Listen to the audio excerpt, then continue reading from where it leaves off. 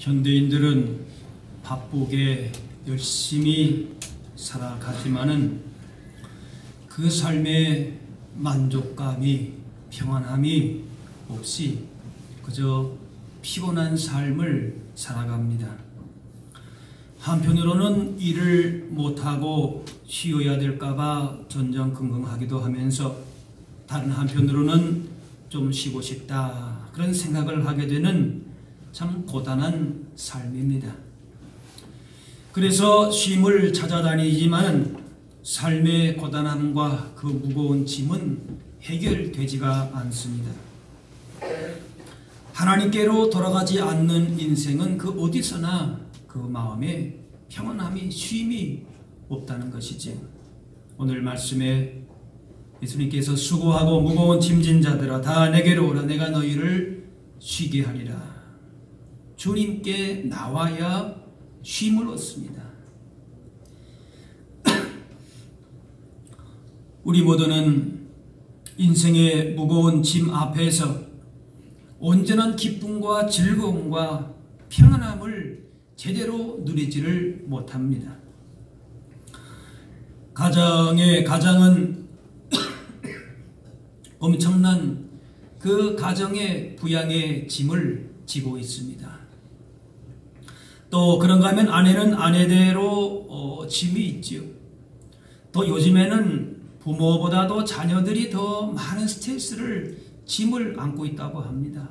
학업의 문제, 친구, 또 무슨 이성, 진로 여러 가지로 자녀들이 생각하는 그 인생의 피곤함도 대단하다는 겁니다. 어제 공부만 하면 되고 부모가 다 해주는데 무슨 스트레스, 무슨 짐이 있겠나. 그런데 아이들도 지금은 굉장히 많은 짐을 지고 있습니다. 그런데 우리 인생에 여러 가지 짐이 있지만은 가장 무거운 짐은 바로 죄의 짐입니다.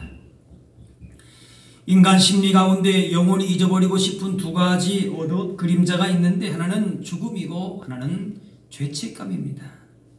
이 둘 중에서도 더 근본적인 두려움은 죄책감입니다. 죽음이 두려운 것도 죄책 때문이지. 죄의 가책으로부터 벗어날 수 있는 사람이 진정한 쉼과 자유를, 평안을 누릴 수 있습니다. 죄에 대한 가책이 늘 우리를 괴롭히는 무거운 짐이 됩니다. 어떤 고난을 당할 때의 어려움보다도 우리의 마음을 더 괴롭히는 것이 바로 이 죄책입니다. 문제는 이 짐을 지고는 평안함이 없다는 겁니다. 예수님께 가지고 나와서 이 근본적인 죄의 문제를 내놓고 해결받지 못하면은 잠을 잔다고 쉬는 것이 아닙니다. 몸은 어디 가서 쉬는지는 몰라도 마음은 쉬지 못합니다. 이런 인생의 여러 가지 무거운 짐을 지고 있는 우리에게 예수님은 내게로 오라, 내게로 오라, 내가 너희를 쉬게 하겠다 하십니다. 인생의 어떤 수고도 짐도 예수님께로 가지고 나오면은 참된 평안함과 자유와 쉼을 누리게 하신 줄로 믿습니다. 주님께서 오라고 하신 다음에 또 말씀을 29절에 나는 마음이 온유하고 겸손하니 나의 멍에를 메고 내게 배우라. 예수님께 나와서 짐을 다 맡기고 쉬라고 말씀하시는데 또 얼핏 보면 좀 상반되는 말씀처럼 내 멍에를 메고 배우라. 그렇게 말씀. 그것이 쉬는 길이다라고 하는 거죠. 멍에는 말이나 소의 목에 쟁기를 얹어서 쟁기를 끄는 농기구입니다. 한 마리 소로 쟁기를 끌기도 하지만 두 마리 소가 쟁기를 끌기도 합니다. 한 마리 소가 끄는 것보다 두 마리가 끄는 것이 훨씬 힘이 덜 듭니다. 이렇게 두 마리 소가 함께 멍에를 메고 쟁기를 끌듯이 예수님과 함께 멍에를 메라는 겁니다. 주님과 나란히 멍에를 메는 것입니다. 짐이 없다, 인생에 무거운 못이 없다, 그것이 아니고 그 짐이 있는데 예수님께 나와서 예수님과 함께 그 멍에를 메는 그 법을 배우라. 그래야 평안함이 있다, 진정한 쉼이 있다, 말씀합니다. 내 마음대로 내 하고 싶은 대로 사는 것이 아니라 말씀대로 주님의 인도하신 대로 사는 것입니다. 예수님과 발을 맞추어서 한 목적으로, 한 방향으로, 한 방법, 한 마음으로 우리 인생을 가는 것입니다. 주님과 같은 방향으로 같은 목적을 하면서 사는 것입니다. 그래서 함께 멍에를 매지만은 사실은 주님과 함께 멍에를 매는 것입니다. 그래서 그 멍에는 쉽고 가볍다 하십니다. 주님과 함께 멍에를 매기에 주님이 감당해 주심으로 그 어떤 것도 넉넉히 감당할 수 있다는 얘기입니다. 그래서 매기 전에는 어떻게 내가 저 짐을 지나, 그렇게 어렵고 힘들어 보여도 막상 매고 나면은 가볍다는 겁니다. 주님과 함께 멍에를 매고 주님에게 배워야 합니다. 그래야 우리 인생의 짐이 가볍게 되고 쉼을 얻게 되고, 멍에를 메고 배워야 그 배움이 참된 배움이 됩니다. 예수님의 배우는 그 배움은 어떤 지식이나 특정한 기술 같은 것들만 배우고 끝나지 않습니다. 바로 예수님의 삶과 인격을 계속 배우는 것이고 주님을 닮아가는 것이 배움의 목표입니다. 예수님과 함께 걸어가는 것이, 예수님이 함께 가는 그 방향과 목적과 그 마음과 생각을 같이 품고 호흡을 맞추면서 가는 것입니다. 마치 신랑 신부가 2인 3각의 경주를 하는 것처럼 그렇게 가는 것입니다. 내게 배우라 하시는 주님은 그런 말을 하실 자격이 있으십니다. 히브리 말씀에 그가 아들이시면서도 받으신 고난으로 순종함을 배워서 온전하게 되셨은지요. 예수님은 하나님이신데도 사람의 몸을 입고 오셨고 고난을 통해서 순종을 배우는 본을 보이셨습니다. 아무것도 행하지 않고 그냥 와서 배워라, 그게 아니라 예수님께서 친히 그 길을 다 이미 걸어가셔서 그 모든 걸 다 예수님이 겪으신 거예요. 그래서 완전하게 되셔서 예수님만 따라가면은 절대 실패할 일이 없어요. 우리가 인생길을 가다가 가서 보니까 거기서 그 길이 헛된 길이에요. 낭떠러지. 그럼 얼마나 헐망합니까? 그런데 예수님은 그 길이 완전한 길이에요. 예. 온전하게 되셨다 그랬어요. 수고하고 무거운 짐을 진 사람들에게 그들의 수고를 위로하고 짐을 제거하시기보다는 그리스도의 멍에를 메고 그리스도께 배우라고 하십니다. 그냥 내 짐 다 내려놨으면 좋겠다. 그런 개념이 아닙니다. 함께 지라고 하는 거예요. 누구와 함께요? 누구와 함께? 예수님과 함께. 우리의 짐을 순간적으로 제거하는 것으로서는 온전한 쉼을 누릴 수가 없습니다. 이 땅에 살아가는 많은 사람들에게는 수없이 많은 다양한 종류로 짐이 다가옵니다. 그 짐을 다 제거한 다음에 그 다음에 무슨 은퇴한 다음에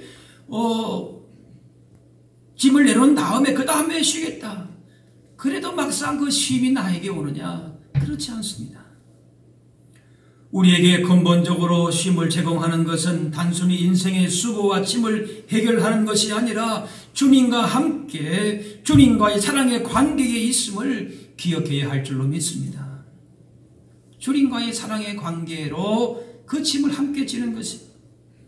주님의 마음을 배워야 인생의 짐이 무겁지 않게 됩니다. 그러므로 오늘 말씀에 나는 마음이 온유하고 겸손하니 말씀, 온유하고 겸손한 주님의 마음을 배워야 돼요. 예수님의 인격과 삶의 정신을 알아야 됩니다. 마음을 같이, 몸만 같이 가는 게 아니에요. 마음과 뜻과 가는 방향과 목적이 같아야 하는 것이, 그래야 내가 안 지치는 겁니다. 내가 더 피곤하지 않는 것이. 우리 주님과 함께 지는 짐은 우리를 수고롭게 할 짐이 아니라 우리를 쉬게 할 짐입니다. 가장이 가족을 위해서 수고하지만 사랑으로 할 때에 힘들지 않습니다. 오히려 그것이 인생의 보람이 됩니다. 하루 종일 힘들어요. 그런데도 가족 식구들을 위해서 그 보람이 있기 때문에 오히려 더 그것이 기쁨이 되는 거예요.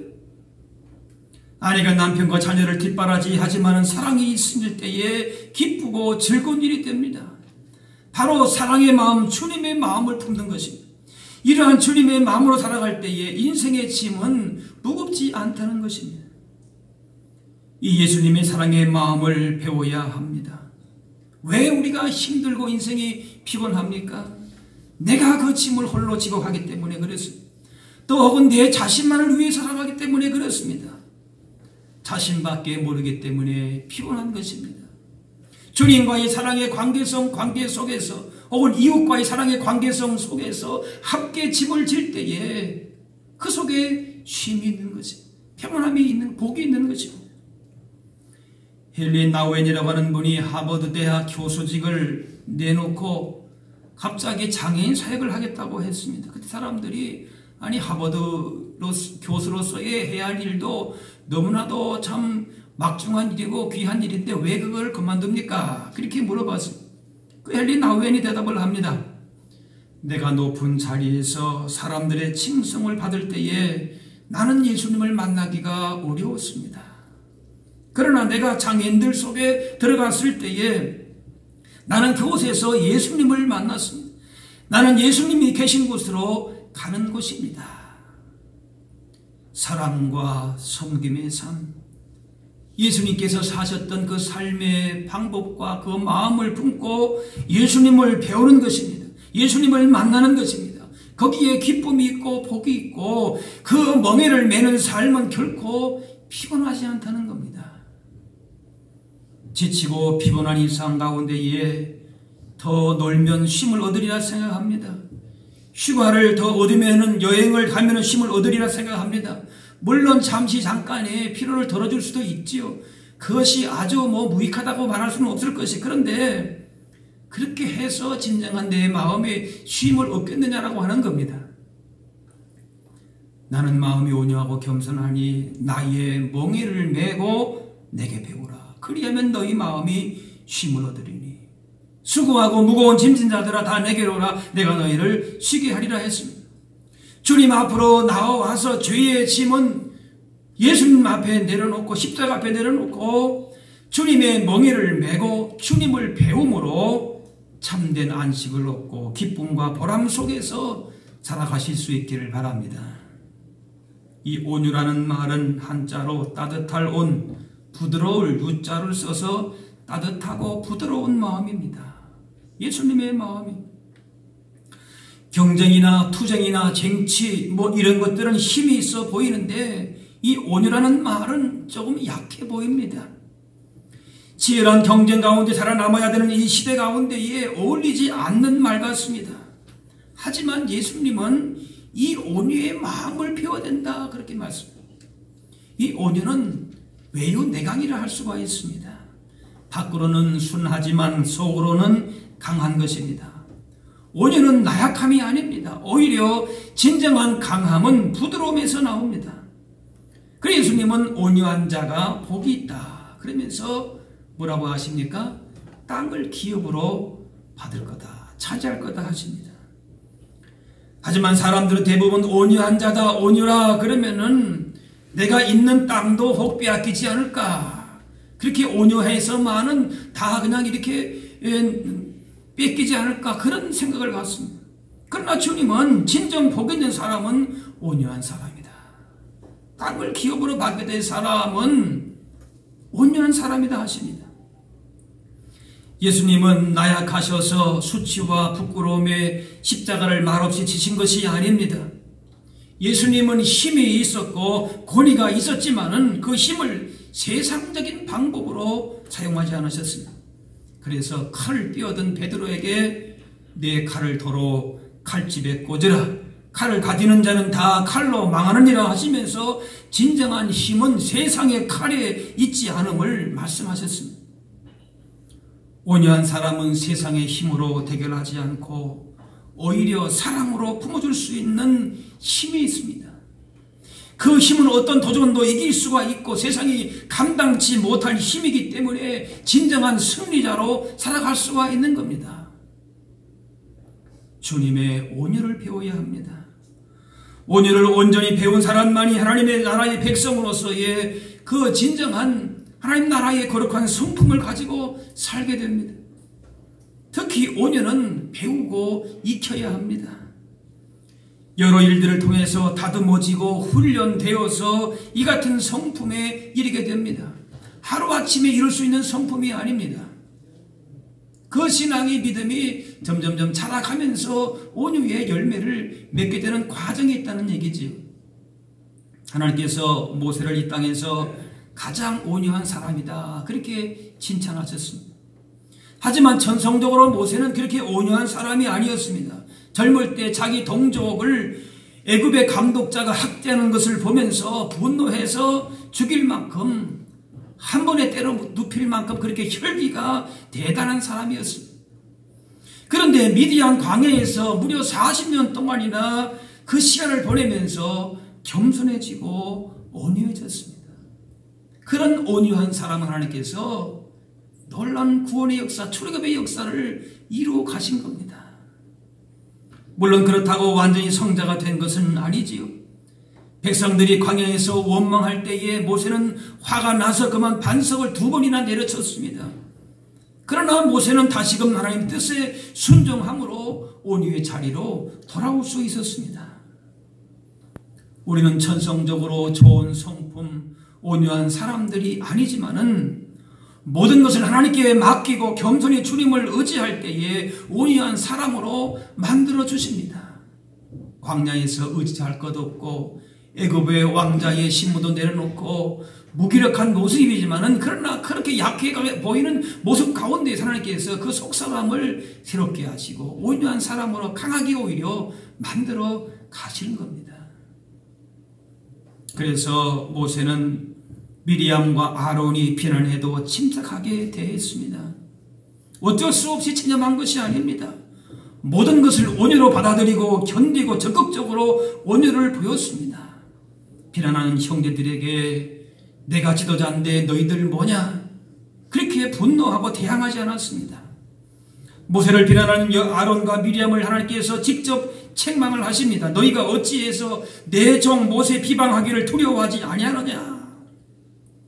억울함을 갚지 않아도 하나님께서 선악간에 다 판단하시면서 온유한 사람의 손을 들어주십니다. 내가 혈기내고 내 주장하고 내가 경쟁하고 해서 무엇을 이뤄낸 것이 아닙니다. 세상에서는 그렇게 사는 모습이 약해 보일지 모르지만은 온유한 자가, 겸손한 자가 오히려 강한 사람이요 은혜와 복을 받은 사람인 줄로 믿습니다. 이걸 배우라고 하는 것이 여기 안에 평안이 있고 쉼이 있고 복이 있다는 얘기입니다. 땅을 기업으로 차지한다는 얘기입니다. 온유한다는 것은 결코 약하고 무르다는 뜻이 아닙니다. 이 온유는 어떤 힘이 잘 조절된 내면적인 덕성입니다. 내 안에 힘이 있지만 그것을 잘 조절한다 그 말이에요. 주체성을 잃은 무골호인처럼 그저 속이 없이 착하기만 한 그런 사람이 아니라 자신의 개성과 능력과 충분히 세상을 감당할 만한 지혜가 있지만은 강한 통제 속에서 균형을 맞춘 능력을 말하는 것입니다. 자기만의 독특한 성품이 있지만은 성령의 말씀의 지배함을 다스림을 받는 것입니다. 바로 예수님이 그런 삶을 사셨습니다. 하나님의 뜻을 이루시기 위해서 하늘 영광을 다 내려놓으시고 십자가를 지신 예수님의 생애 그 자체가 온유함입니다. 하나님의 뜻을 위해서 그 모든 것도 다 내려놓으시고 내려놓을 수 있는 것이 바로 온유입니다. 그래서 어떤 것을 일을 하든지 모든 것을 하나님께 맡기고 하나님의 뜻이 최선임을 확신하며 사는 사람이 온유한 사람입니다. 겉모습으로 드러난 모습이 온유한가 부드러운가 아닌가로 결정되는 것이 아닙니다. 하나님의 뜻대로 생각하고 행동하는 것이 온유입니다. 사실 이것이 어렵지요. 예수님은 겟세마네 동산에서 내 원대로 맛이 없고 아버지 원대로 되기를 원합니다 하면서 하나님께 전적으로 순종하신 그 모습입니다. 우리의 감정과 행동을 하나님께서 통제하셔야만 바르게 조정될 수가 있습니다. 이 사람이 온유한 사람입니다. 하나님의 뜻을 모르고 행동하게 되면은 믿음이 있다고 해도 자기 뜻대로 하게 되고 그럼 온유해지질 않습니다. 내 생각대로 아무리 옳은 일을 한다 할지라도 결국에는 온유와는 점점 거리가 멀어지게 됩니다. 단지 착하게 살아서 복을 받는 것이 아니라 하나님의 뜻대로 행하는 자가 받을 복이 온유한 자의 복입니다. 그 사람이 땅을 기업으로 받습니다. 하나님 나라에 필요한 사람은 똑똑한 사람도 능력이 있는 사람도 아닙니다. 예수님의 온유하심을 배움으로 그 어떤 도전 앞에서도 흔들리지 않고 오히려 더욱더 온유를 닮아가면서 용서하고 섬기고 축복하는 사람이 진정한 승리자인 줄로 믿습니다. 온유와 함께 배워야 할 마음이 또 바로 예수님의 겸손입니다. 겸손을 배우라 그랬습니다. 겸손은 특별히 순종과 같이 가는 마음입니다. 본래 우리는 겸손하여 순종적인 사람들이 아닙니다. 본능적으로 불순종과 교만한 기질을 가지고 있습니다. 하지만 예수님은 철저하게 낮아진 삶을 기쁨으로 받아들이는 적극적인 겸손을 택하셨습니다. 죽기까지 낮아지심을 택하셨습니다. 십자가에 죽기까지 복종하신 예수님이 낮아지셨다고 해서 아무도 예수님을 우습다고 보지를 않습니다. 내가 낮아지면 남들이 멸시할 것 같아서 우습게 볼 것 같아서 더 귀를 쓰고 높아지려고 합니다. 누가 나를 무시한다 그러면은 그걸 참지를 못합니다. 하지만 따라합시다. 하나님은 낮아진 자를 높이시고 높아진 자를 낮추십니다. 이 원리만 알면 되는 거예요. 사실은 겸손하고 낮추는 것이 실상 자기를 높이는 것이, 이걸 배워가야 되는 것이, 상대방을 인정하고 높이는 것이 결국 자기 또한 인정받고 높이는 것이 됩니다. 어느 한순간에 되진 않아요. 그러나 자꾸 배워가야 돼요. 아, 예수님께서 배우라고 한 것이 이것이구나. 여기에 내 삶에 평안함이 있고 승리가 있고 복이 있고 땅을 차지하게 되고, 주님이 가르칠 수 있는 방법이 있는데 우리가 안 하는 것 뿐이지요. 주님의 겸손을 잘 배우기만 하면은 모든 것이 순조롭고 평화롭게 해결될 수가 있습니다. 겸손해서 문제를 댄다, 그런 얘기는 없습니다. 모든 문제의 근원은 교만입니다. 하나님이 가장 미워하시는 것도 바로 교만입니다. 예배 잘하고 기도 잘하고 봉사 잘하면서도 겸손과 순종이 나타나지 않는다. 그러면은 우리의 믿음을 근본적으로 다시 점검해야 합니다.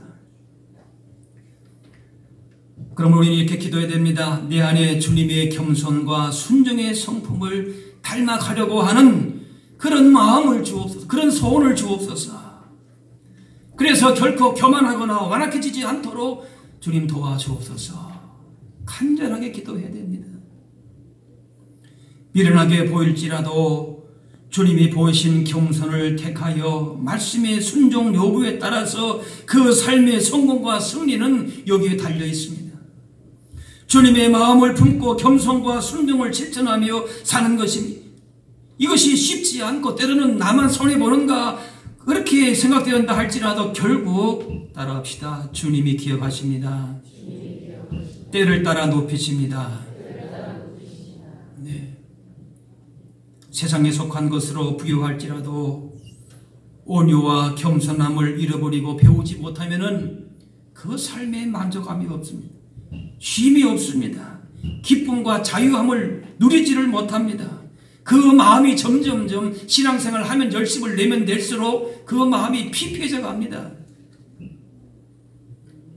예수님의 온유와 겸손과 순종의 마음을 품지 않고 살게 될 때에 서로에게 상처가 되고 신앙은 오히려 후퇴하게 됩니다.